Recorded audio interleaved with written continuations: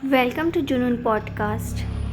कहा जाता है बिल्लियों की 9 जिंदगियां होती हैं। अगर बिल्ली अपनी इन जिंदगियों का प्रयोग किसी से बदला लेने में कर ले तो उस इंसान का क्या अंजाम होगा।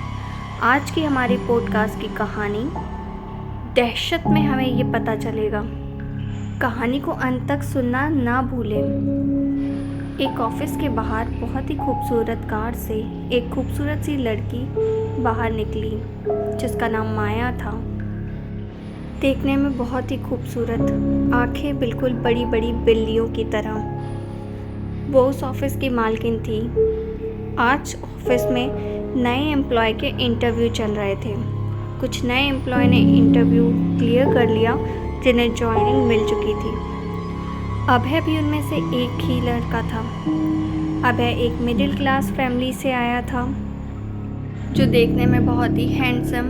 उसके साथ की काम करने वाली लड़कियां सब उस पर फिदा। वो बहुत ज़्यादा हार्ड वर्किंग था।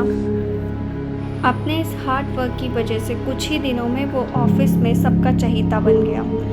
हर कोई हर काम के लिए सिर्फ अभय को ढूंढता था, जिसकी वजह से अब अभय का उठना बैठना माया के साथ में भी होने लगा था। माया को कहीं जाना हो या अपना कुछ पर्सनल काम हो, ऐसा कोई भी मौका नहीं होता था जिसमें अभय उसके साथ जाने के लिए ना तैयार होता हो। धीरे धीरे उन दोनों के बीच में नज़दीकियां बढ़ती जा रही थी। माया उससे दूर जाने की कोशिश करती, पर उसकी इतनी केयर करना, इतना ख्याल रखना माया को बहुत अच्छा लगता और वो उसे अपनी तरफ आकर्षित करता था। एक शाम ऑफिस की पार्टी के टाइम पे अभय ने माया को अपने दिल की बात बता ही दी। माया भी मानो इसी वक्त का इंतज़ार कर रही हो। इतनी सारी खुशियाँ अचानक से आते हुए देख के माया ने भी उसे हाँ कर दिया। ऑफिस में कुछ लोग थे जो कि अभय को पसंद नहीं करते थे, पर किसी की भी इतनी हिम्मत नहीं हुई कि वो माया से इस बारे में कुछ भी सवाल कर सके। जल्द ही दोनों ने शादी भी कर ली। अभय अब अपने घर को छोड़ के माया के साथ उसके आलीशान बंगले में रहता था। शादी के कुछ समय बाद तक तो सब कुछ अच्छा चल रहा था। अभय ने आधे से ज़्यादा ऑफिस का काम संभाल लिया था। धीरे धीरे अभय माया को ऑफिस जाने से मना करने लगा और माया की भी तबीयत कुछ ठीक नहीं रहती थी। माया को ये समझ में नहीं आ रहा था कि अचानक से उसे क्या होता जा रहा है। एक दिन माया के लॉयर ने आके उससे बात की और उसे बताया उसके अकाउंट से काफ़ी पैसे निकाले जा रहे हैं। जब माया ने ये सब कुछ चेक किया तो उसने देखा कि ये पैसे अभय निकाल रहा है, लेकिन उसने सोचा अभय को कोई अर्जेंटली नीड रही होगी ऑफिस के काम के लिए, जिस वजह से उसने पैसे निकाले। इस बात को सोचकर माया ने इतना ध्यान नहीं दिया। कुछ दिनों से अभय भी बहुत परेशान हो रहा था। वो अपने घर अक्सर जाता था, पर कभी भी माया को अपने साथ अपने घर नहीं लेके गया। एक दिन अभय माया से ये बोल के घर से निकला कि वो अपने घर जा रहा है और कल आएगा।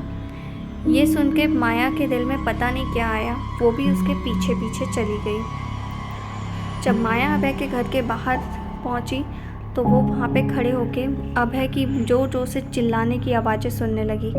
अभय किसी पर जोर जोर से चिल्ला रहा था कि मैं भी ये सब कुछ हमारे लिए ही कर रहा हूँ, मुझे उसके साथ रहने का कोई शौक़ नहीं है। एक बार वो मर जाए उसके बाद में उसकी सारी प्रॉपर्टी हमें मिल जाएगी। मैं उसे रोज़ स्लो पॉइज़न दे रहा हूँ, वो धीरे धीरे करके मर जाएगी। हम उसे ऐसे डायरेक्ट मार देंगे तो हमें उसका कोई भी पैसा नहीं मिलेगा। और मैं माया से प्यार नहीं करता, मैं सिर्फ तुमसे प्यार करता हूँ रिचा। माया ने जब ये सुना उसके पैरों के नीचे से ज़मीन खिसक गई। वो अपने आप को संभाल नहीं पाई और उसका हाथ पास रखे हुए गमले पे लग गया। गमले की आवाज़ सुन के अभय और रिचा को पता चल गया कि किसी ने उनकी बात सुन ली है। अभय भाग कर दरवाजे की तरफ गया। उसने वहाँ माया को जाते हुए देखा। वो समझ गया कि माया ने उनकी सारी बातें सुन ली है और उनका अब पर्दाफाश हो चुका है। कोई भी रास्ता ना देखकर अभय और रिचा भी माया के पीछे पीछे उसके घर आए। माया सीधे अपने कमरे में जाके खुद को बंद कर लिया।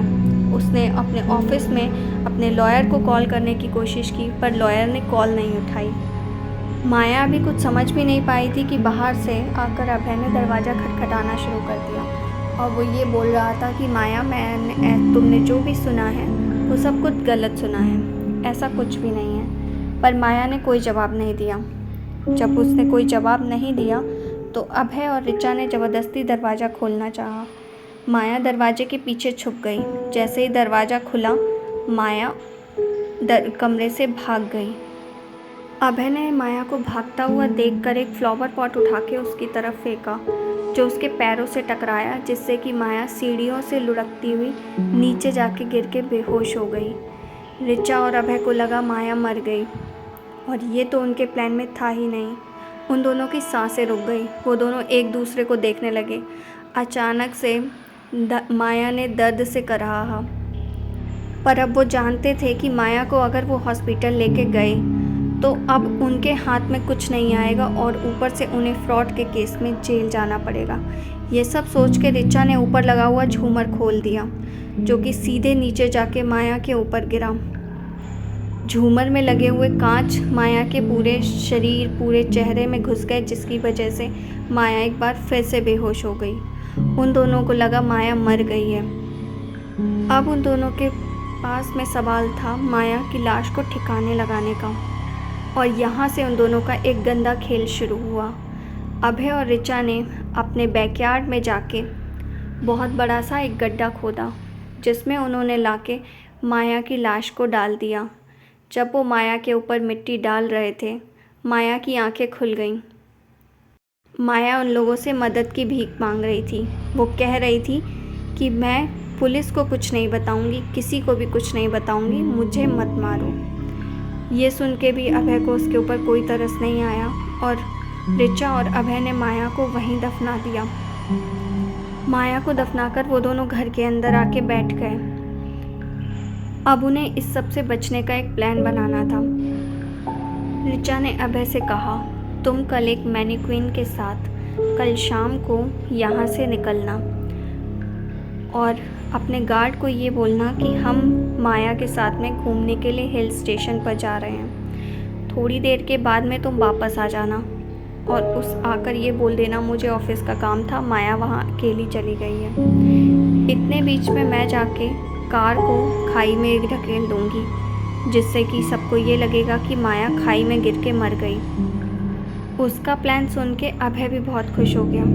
अपनी इस खुशी का जश्न मनाने के लिए ऋचा किचन में गई और वहाँ से जाके 2 ग्लास वाइन की बोतल के साथ में फ्रिज से निकालने लगी। जैसे ही उसने फ्रिज खोला, उसे ऐसा लगा जैसे उसने माया को वहाँ खड़ा हुआ देखा। अब उसकी सांसें रुक गई। जब ऋचा की चीख और बोतल ग्लास के गिरने की आवाज़ अभय ने सुनी तो वो भाग के किचन में आया। ऋचा ने उसे बताया कि उसने अभी अभी माया को देखा। अभय ने बोला, ये तुम्हारा बहम था, अभी अभी हम माया को दफना के आए हैं। अभय ने अंधेरे में ध्यान नहीं दिया। उसका पैर कांच के ऊपर गिर गया, जिससे उसके पैर में खून बहने लगा। वो बाहर आके बैठा। ऋचा उसकी मरहम पट्टी करने लगी। अचानक से तभी लाइट चली गई। अभय के पैर में चोट थी, जिसकी वजह से ऋचा लाइट्स चेक करने के लिए गई। वो लाइट्स चेक कर ही रही थी कि अचानक से एक बिल्ली ने उसके ऊपर हमला कर दिया। ऋचा घबराहट में वहाँ से सामने से हट गई और वो बिल्ली सामने लाइट के बोर्ड में जाके टकरा गई, जिससे शॉर्ट सर्किट हुआ और वो बिल्ली वहीं पर मर गई। ऋचा ये मंजर देख के तो और भी ज़्यादा डर गई, पर उसने अभय को कुछ नहीं बताया, क्योंकि वो जानती थी अभय उसकी बात पे यकीन नहीं करेगा। पर ऋचा को ऐसा लग रहा था कि जैसे ये माया ही कर रही है। वो डरते डरते वापस अंदर आई। ऋचा भी अभय के पास जाके सोफे पे बैठ गई और दोनों को पता नहीं चला उन्हें कब नींद आ गई। अचानक से आधी रात को फिर से ऋचा ने बिल्ली के रोने की आवाज़ सुनी। ऋचा ने अभय को उठाने का सोचा, पर जब अभय नहीं उठा तो वो खुद देखने के लिए ऊपर कमरे में चली गई, क्योंकि वो जानती थी एक बिल्ली को तो वो अभी बाहर मार के आई है। जब वो ऊपर कमरे में गई, उसे बिल्ली अलमारी के ऊपर बैठी दिखाई दी, जो उसे बहुत ही गुस्से में देख के गुर्रा रही थी। और उसके ऊपर जैसे ही बिल्ली झपटी, ऋचा फिर वहाँ से हट गई और उसने अपने हाथ में चाकू उठा लिया। इस बार बिल्ली जैसे ही रिचा के ऊपर झपटी, रिचा ने उस बिल्ली के पेट में चाकू भोंक दिया, जिससे वो बिल्ली वहीं मर गई। रिचा ने उस बिल्ली को खिड़की से बाहर फेंक दिया। अब तो उसकी डर से बिल्कुल ही हालत ख़राब थी। घर के हर कमरे से, हर कोने में उसे बिल्लियाँ दिखाई दे रही थीं और हर वक्त बिल्लियों के रोने की आवाज़ आ रही थी। उसकी हालत धीरे धीरे पागलों जैसी होने लगी। रिचा की आवाज़ें सुन के अभय की आँख खुली। रिचा ने उसे सारी बात बता दी। अभय को उसकी बात पे भरोसा तो नहीं था, पर रिचा की हालत देख के उसने तय करा कि वो यहाँ से बाहर निकल जाएंगे। ये सोचकर अभय ऊपर कमरे में अपना कुछ सामान लेने गया। सामने बेड पे उसे भी एक बिल्ली लेटी हुई दिखाई दी। अब अभय भी सोच में पड़ गया कि क्या जो रिचा कह रही थी वो बात सच है। अभय ने उस बिल्ली को भगाने की कोशिश की, पर वो बिल्ली बस उसे घूर के गुर्राती ही रही। वो वहाँ से बिल्कुल भी नहीं हटी। अभय ने वहाँ से भागना ही ठीक समझा, पर उस बिल्ली ने अचानक से अभय के ऊपर हमला कर दिया। बिल्ली ने अभय के मुंह को बहुत ही बुरे तरीके से नोच दिया। अभय ने बहुत जोर लगा के उस बिल्ली को दूर फेंका। बिल्ली पास में पड़े हुए कांच से जा टकराई। अब अभय को भी भय लगने लगा था। वो ये बात समझ चुका था कि ये सब कुछ माया की आत्मा ही कर रही है और रिचा सच कह रही है। उन दोनों ने वहाँ से भागने का प्लान बनाया। घर के दरवाजे पे पहुँचते ही अचानक अभय रुक गया। जब रिचा ने उससे रुकने का कारण पूछा तो उसने कहा कि हम यहाँ से जो गहने और पैसे हैं वो तो कम से कम अभी ले जा सकते हैं। ये सोचकर अभय वापस ऊपर डरते हुए कमरे में गया। तभी अचानक से ऊपर से कुछ गिरने की आवाज़ आई। रिचा को लगा शायद अभय को उसकी ज़रूरत है। रिचा भी ऊपर कमरे में चली गई। रिचा ने जैसे ही कमरे का दरवाज़ा खोला, एक बिल्ली उसे खिड़की पे बैठी दिखाई दी। रिचा बहुत ज़्यादा डर गई थी। उसने अपने हाथ में चाकू उठा लिया। अब उसने ठान लिया था कि वो इस बिल्ली को भी मार के नीचे ही गिरा देगी, पर वो जैसे ही चाकू लेके बिल्ली की तरफ भागी, उसका पैर फिसल गया और वो खिड़की से नीचे गिर गई और वो चाकू उसके खुद के पेट में घुस गया और रिचा की वहीं मौत हो गई। रिचा के गिरने की आवाज़ अभय ने भी सुन ली। अभय दौड़कर उस कमरे में गया तो उसने सामने काले कपड़ों में माया को खड़ा पाया। उसकी सांसें रुक गईं। अपनी मौत को सामने देखकर अभय को भी भय लगने लगा।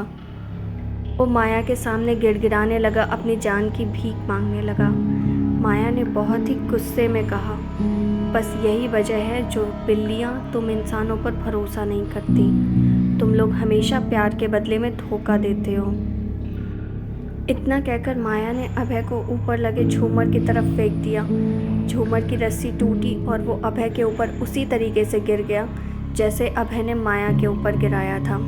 अभय की हालत भी अधमरी हो चुकी थी। माया ने उसका एक पैर पकड़ा और उसे खींचते हुए बाहर बैकयार्ड में लेके जाने लगी। बाहर का मंजर बहुत ही भयानक था। बहुत ज़ोर से बारिश आ रही थी, आंधी तूफान चल रहा था और बहुत ज़्यादा बिल्लियों के रोने की आवाज़ें आ रही थी। माया अभय को घसीटते हुए उसी कब्र के पास तक लाई जो उसने माया के लिए खोदी थी। उस कब्र को वापस से वहाँ बैठी हुई सारी बिल्लियों ने खोद दिया था और उस कब्र के अंदर माया नहीं थी।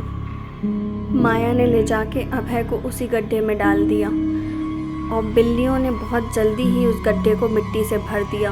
अभय भी जिंदा दफन हो गया जैसे उसने माया को दफन किया था। माया इसके बाद अपने मेंशन में वापस अंदर जाने लगी और बस हमने जाते हुए माया के पीछे एक बिल्ली की परछाई को चलते हुए देखा। माया ने हमारी तरफ देख के मुस्कुराया और अचानक से घर का दरवाज़ा बंद हो गया और हमारी आज की कहानी भी यहीं पे ख़त्म हो गई। तो आपको हमारी कहानी कैसी लगी मुझे कमेंट करके ज़रूर बताएं और आपको बिल्लियाँ कैसी लगती हैं। बिल्ली के साथ में आपका कोई ख़ास इंसिडेंट्स जो आप शेयर करना चाहें मुझे कमेंट में बता सकते हैं। मैं फिर मिलूँगी आपसे एक नए पॉडकास्ट स्टोरी के साथ में। तब तक के लिए सभी को बाय।